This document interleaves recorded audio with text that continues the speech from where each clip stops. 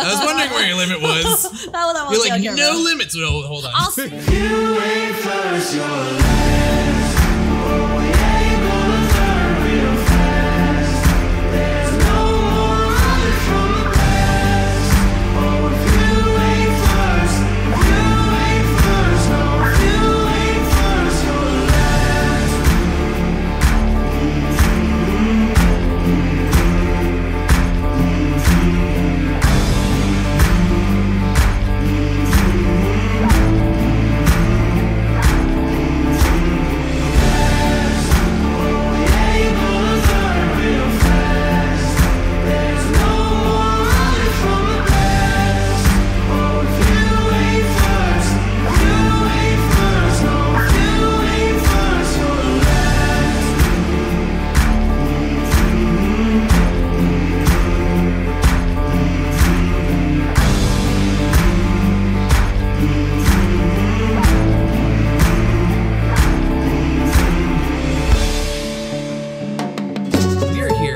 Grand Cathedral Cigars in Tampa Bay, Florida, or Ybor City, I guess.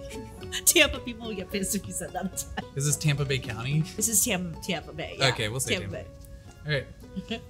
We're here at Grand Cathedral Cigars in Tampa Bay, Florida, with the amazing Angela Yu. Hi guys. Who I go back with about 3 years. We just figured out 3.5. But it feels like a decade. Feels like a decade. It feels like a decade. So we met on the Perdomo factory tour, and we hit it off like we didn't even say words. I was just taking pictures, and she started posing for me, and we became friends without even saying a word. And you were the creepy guy that was like 2 feet behind me taking pictures of all the pictures I was taking pictures of too. Emphasis on creepy. No, but we've become great friends since then, and we've kept in touch. So we weren't great friends then. We've become even better friends. Okay. Even if I didn't know Angela, she is a juggernaut, skyrocketing in this industry. You opened up 2 cigar shops in San Diego. One. Lord Puffer. Okay, so, but there's 2 there, but... So my partner Nathan and his family, they have a total of, I want to say like 5 or 6 stores there in San Diego. And Lord Puffer was the first one that I've owned. And we built that one from pretty much scratch. So that one opened up in 2018. So it feels like it's been forever, but in retrospect, it's been what, 3 years, right? Yeah. And for anyone who hasn't been there, it's absolutely gorgeous. And one of the many incredible things about Angela is she built most of that with her own bare hands. She's very good with her hands, construction, carpentry, like she's amazing. If you're ever in San Diego, check it out. Let's not talk too much about that place because this place is just a whole nother level. And this is our new baby here, So how did you come up with the concept of Grand Cathedral? We've always wanted to leave California, and we've never, we weren't set on Tampa. It wasn't like, oh, let's go move to Tampa and open up a cigar lounge. We just wanted to get out of California. And like most people know, the low tax states, you either go to Texas, Arizona, Philadelphia, or Pennsylvania, or Florida. And I always told my partner, Nathan, we can go and open a store anywhere, but the quality of life, you have to enjoy where you live as well. You know, business could be great, but at the end of the day, you still have to enjoy, you know, where you live and the environment that you're in. So we set on Florida, and we were just looking up different zip codes one day, and we came across this building with no intention of coming to Tampa.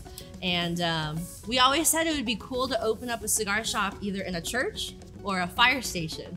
So we thought it'd be funny to call the realtor, which was Steven.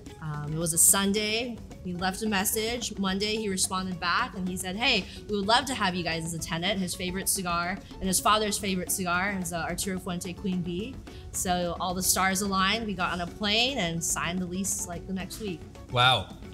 Wow. And you dodged a bullet there because you left just before 2020, didn't you? Oof. It was the best time to leave and the best time to build a cigar shop because during COVID, it's not like we were really missing out on business or anything because everything was shut down. So with everything kind of the whole world being on pause for a year, it was nice to have taken advantage of that time and done construction during that time. Yeah, and I actually came out here before you even started really building out. Like you barely had any wood on the walls. There was like a mound of debris and drywall. I remember when garbage you came cans in. And like it was all concrete floors. Like this, what you've done here is absolutely amazing in such a short period of time too. Thank you. So one of the things Angela explained to me is that when you're in California, like it's extremely competitive, and you were paying a 30% tax on top of federal taxes? Our OTP tax is anywhere from 60 to 70%. So it goes up and down a couple percent every year, but usually on average, it's around 60 to 70%.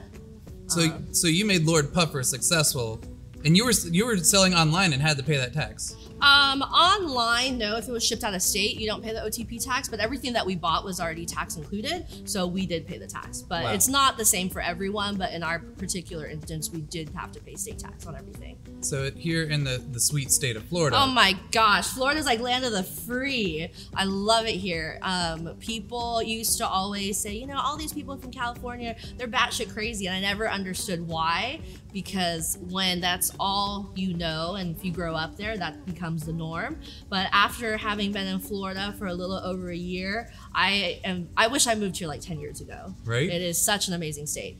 Yeah, I moved from Fort Lauderdale, where I grew up, to San Diego. Lived there for 5 years while I was in the military, and then Right. came back.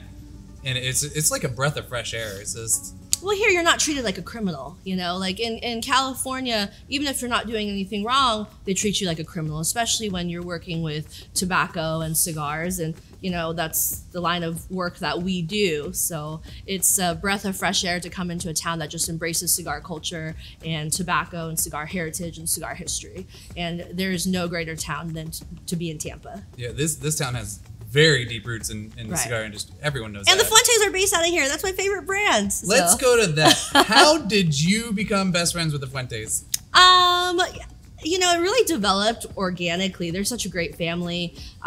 We've been heavily involved with Cigar Family Charitable Foundation, and it's something that I am very passionate about. Put aside the cigars, you know, just helping these children in less fortunate countries who don't have the opportunity like we have. So it's so cool that my favorite hobby in the whole entire world, which is smoking cigars, can bring awareness to helping these children in these countries. So between the foundation and you know, just always been a supporter of their product as well, we've crossed paths at several events, and then the relationship just developed organically. So you met the Fuente family at the charity through the foundation. Well, we were doing a lot of fundraising for the foundation, and we had thrown a Fuente Fever event, which half of the event is a charity event, and we do an auction, and the proceeds of that all goes towards Cigar Family. So they came out for that, and then through the different trade shows like IPCPR, now PCA, we've just really crossed paths at a lot of different industry events, and we became good friends since then. And now, you know, they're just like family to me. So Carlito's like, good friends is Carlito's an the dad understatement. that I've never had, and you know, Leanna is the sister that I've never had. I grew up in a really small family with just my mom, so they're like my adopted Cuban family. Since you have this close relationship with the Fuente family, you get access to stuff a lot of people don't. That's what people think, but it's not true. I mean, we still wait in line. Like at Lord Puffer for IPCPR, it felt like forever until we got our order, because there's such, back order issues, especially now with COVID. So we still wait in line, but we try and carry as many facings as we can all year round. And that leads me to my next thing. Your humidor is, you limit the facing, or you limit the companies, the manufacturers. Yes. And you carry like their entire lines, pretty much. Yeah, so that's kind of the model that I've been taught at all the different stores that I've worked at, and also Lord Puffer. So we don't carry a lot of different brands. We carry fewer brands, but we go heavy with those brands. Because I always think of a humidor kind of like a piece of pie. You only have so many pieces to give to each company. So for me, I think it's more important to build stronger numbers with fewer companies and to give a little bit of love to everybody. Before you had the cigars in there, you were having a little bit of trouble building out your humidor, because you would go to Home Depot every day and just completely buy them out of cedar. Oh my gosh, yeah. I guess that's one of the struggles building a store during COVID, is the lack of supplies, especially moving to a state where you don't really have resources like we do in California. I remember every morning I would go on my Home Depot Pro app and look up the SKU for tongue and groove pine and tongue and groove cedar, and I would go to every single Home Depot and pick them up, just because we would buy all of it. You know, one pallet has a bundle of 94 pieces, and we would just buy as many bundles as we could. So we have this joke: if we can't sell cigars, we can part this whole building for wood. There's so much lumber in here. But you are selling cigars. Luckily, knock on wood. Yeah, right. Sorry about that. Your grand opening was massive. Like there was, you had like a grass lot. You completely paved it over and then covered it with a huge tent, and you had bands of. How was the grand opening? The grand opening was so much bigger than we had expected. Originally, we were just going to bring one company in, then we brought another one, and then more people joined on. And at the end, we had a total of 9 privately owned families. And I want to emphasize the word privately owned. We didn't have any corporate brands that came out here. They were all family owned companies. And we had around, I want to say like 700 people, 700 to 800 people throughout the day come in and out. And it was so cool because people from all over, not just the country, but all over the world. We had people from Switzerland, people from China. I mean, the US, I think every state was here. So it was just really nice to see all these people come out and support us for our grand opening. Yeah, I was here for that. It was a great time. The music was awesome. I mean, it was really like a festival. So it really was. Originally, it was supposed to be just in the backyard, and then we realized that we didn't have enough space, so we tented the entire parking lot, and we put a stage out there. So it was great. It was all I could have ever dreamt of. Let's talk a little bit about being a woman in the industry, because I know you've told me in the past that you've received threats going through this. Like, how has that been with this place? This store, I think, was a little bit easier because I received most of the backlash and heat from opening Lord Puffer. And I mean, that had gone on for about 2 years. The amount of bullying that happened online and, people photoshopping my head into Osama bin Laden's picture and telling me I should get shot in the head. I mean, the amount of threats were so substantial. So compared to here, it was really a walk in the park. But no, you know what? I love what I do, and I love cigars. It's an industry that I plan on being in for a very long time, so I don't plan on going anywhere. I never want to identify as, oh, she's the woman in the cigar industry. I want to be known as, oh, she owns a retail shop and she happens to be a female, because I feel like in the age that we're in, being a female takes so much precedence over everything. But at the end of the day, I'm no different than any other brick and mortar retail store owner, and I want to be known as, the tobacconist that has a store because I was an aggressive retailer, and we provided a great experience for our customers, not so much that she has this store because she happens to be a female. Yeah, no, you're just somebody who's really good at this. And that's it. I just love this industry. Like, this is all I've ever known. I've been doing this since I was 18, and I know I'm not a fourth generation cigar maker's daughter, or I didn't grow up in this industry since I was born, but I've been doing this since I was 18, and I'm 30 now, so that's about 40% of my lifetime, and it's really all that I know. So I love this industry, and I like to share my passion with other people, whether they're females or males. And you're very good at it. You have your own brand here. You have the Grand. We have our own house cigar. So it's made in Costa Rica, and we offer it in 4 different wrappers, and each one comes in 2 different sizes. How much of a hand did you have in creating that?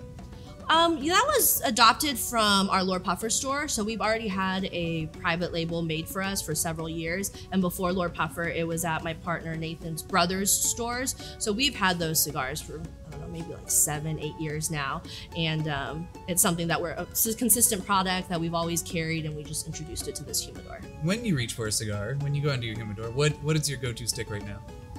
It's always gonna be a Casa Cuba. Arturo Fuente, Casa Cuba, Doble Seis all day long. I have to say, this cigar is delicious. The construction's amazing. That's a solid ash, and it pulls so perfectly. Yeah, no, it's I love the cigar for so many reasons. 1, it's made by my favorite brand. 2, it's the last cigar that Carlos Sr. blended before he passed away, so there's a lot of history and significance behind the cigar. And lastly, it's a brick and mortar protected cigar. And for us, being a brick and mortar store, we face huge hurdles, such as the online world. We're always trying to compete with the discount stores online. And now with so many corporate companies going direct to consumers and opening up their retail stores, it's very nice to see brands like Fuente and JC Newman who still protect the brick and mortar retail shops. And this is one of them. You can never find Casa Cuba online. You'll never find Magnamara online. It's brick and mortar protected, and it's only for physical locations. So even on your own website, you couldn't. No, we buy can't this? sell. We can't sell Casa Cuba online. Nice. That's really awesome, Fuente and JC Newman. Yeah, they protect us, so I appreciate that. That is awesome. If people do want to buy cigars online, where can they find you? So we do have a website. It's grandcathedralcigars.com, and we have some cigars that aren't online, but you can also call in the store, such as our house cigars. Those aren't always available, but you can always call into the retail shop, and they'll let you know what our inventory is. Okay, so before you open this place, you were talking about a kind of a white glove VIP service where you're on the golf course and you can order cigars and have them delivered to you. Are you doing that? We are kind of. It's not perfected or fine-tuned yet. So Steven Schliemann, he's our membership coordinator, and he handles all of the membership relations. So if there is a special request for cigars, he'll put it in and he'll drop it off to wherever you are. So he kind of handles that customization of it. Eventually, I wanted to build an app or something similar to that where customers can order online and we would deliver to wherever they're at within 24 hours. But my hands are so full here, I haven't gotten to that yet. Talking about VIP, you don't have just one level here. As far as like the tiers of membership goes, Yes. we have 3 officially now. So the first one is our social membership, and that's more for people who aren't living here locally, but they still want access into our members lounge. Then we have an individual membership that you get a 16 by 16 locker, and the last membership that we have is our corporate membership, and that's for 4 people, and you can bring up to 4 guests, and you have a larger locker as well. Yeah. So all members, they get access to our members lounge upstairs, and a few other perks. And it's a gorgeous lounge. The locker room is insane. Your bathrooms here are prettier than most like lounges all over. Take pride in the bathrooms. They're gorgeous. Well, okay, being a female, like we spend a lot of time in the restrooms. You know, we fix our makeup, we do our hair and whatnot. So I think it should be a nice place to be instead of just a place to use the restroom, you know? So we have decorations and whatnot.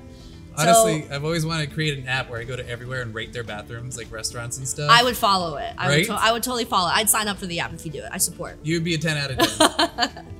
Can we talk about some of your maybe more established VIP members that you have here? Or do you want to?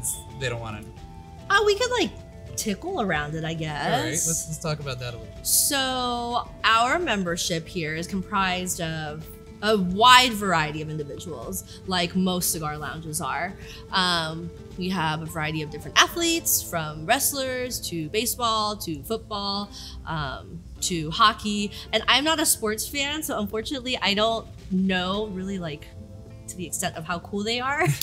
I don't follow sports at all, so I probably wouldn't appreciate it as much as a lot of other cigar sports enthusiasts. But aside from athletes, we have a lot of local businesses. Tampa is a very, I guess, brick and mortar-ish town. A lot of businesses here are privately owned. It's not swallowed up by huge conglomerates. So we have a lot of Tampa families who have lockers upstairs. The Newmans being one of them.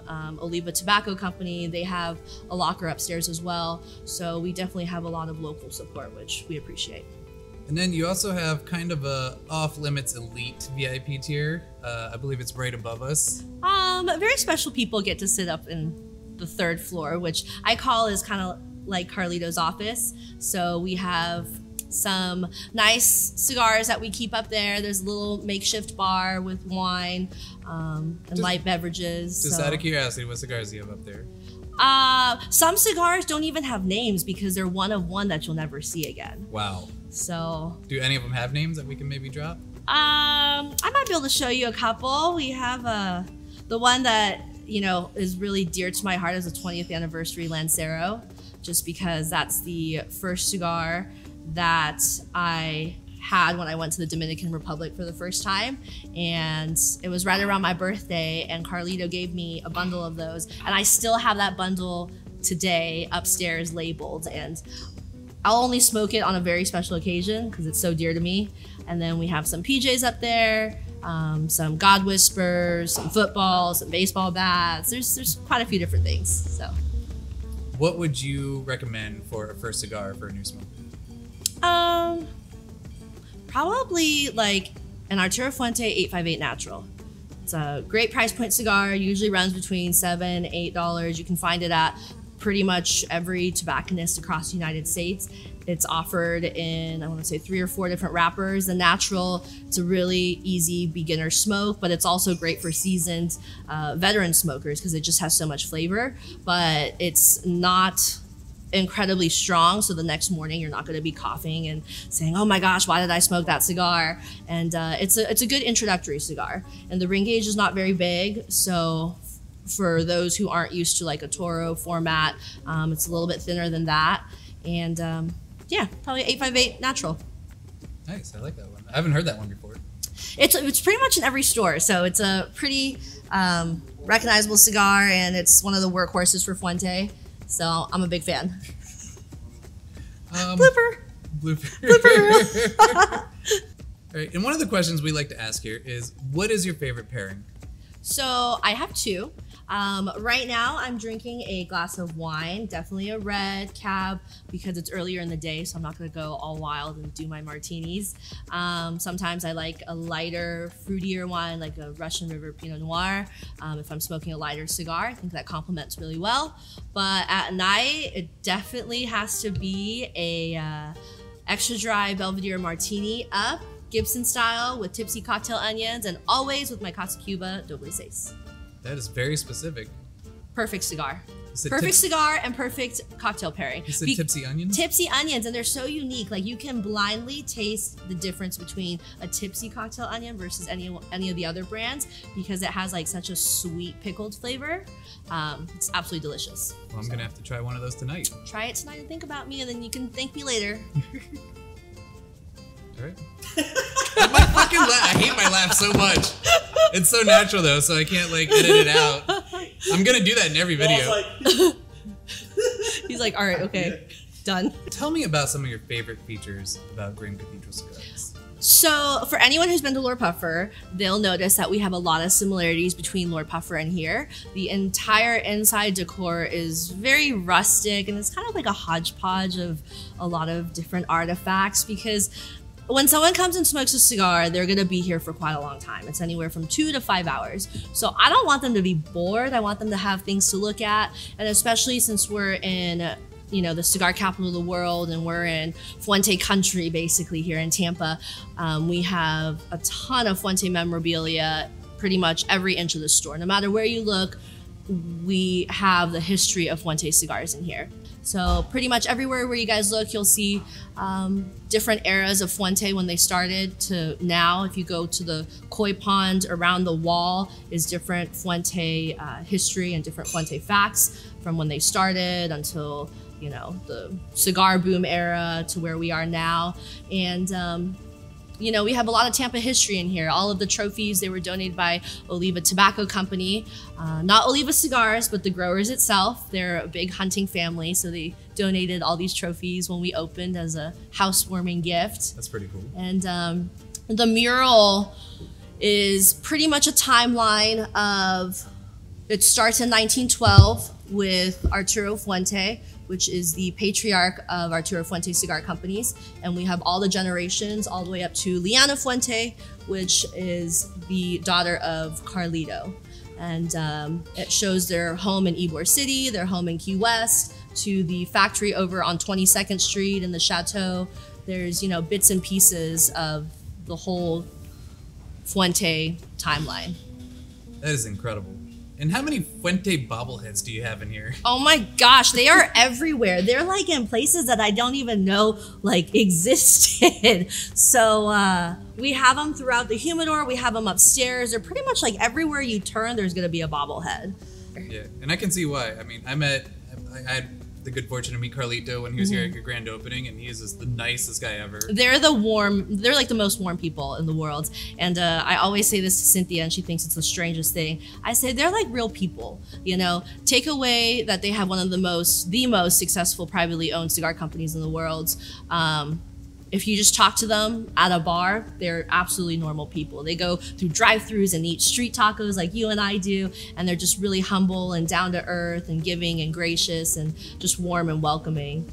And, you know, for me, being an end consumer, I've looked up to their family since I started smoking cigars. So to have this opportunity to be so closely integrated with them, I'm just truly blessed. I feel like I won the Willy Wonka golden ticket. Right? Yeah. I feel like that being here, this to me, this is Willy Wonka's factory. Like, this place has so many amazing nooks and crannies. Like, you can't sit anywhere without being entertained by all the decorations. But there's still more. I have so much like blank canvas I still got to add to. So maybe when you come back next year, we'll have more corridors I added. know if I come back in 1 month, this place will be upgraded. You can't stop. Yeah. Well, I think that's about it. Thank you so much Thank for you. letting us come and do this. And we really appreciate the opportunity. It's so great to have you guys out here. I appreciate So it. great to be here. Angela Yu, she will be here for a long time. Women are coming up big in the cigar industry, and everyone better get used to it. They're smoking more cigars. They're building more business, and they're an amazing, unstoppable force that are bringing a much better environment to this business that's well needed. Like, it's been leather chairs and posters forever. So thank you for that. We like to bring our little charm into the industry. So A little bit. A lot of thank you charm. so much for coming out. Thank you so much for having me. Bye.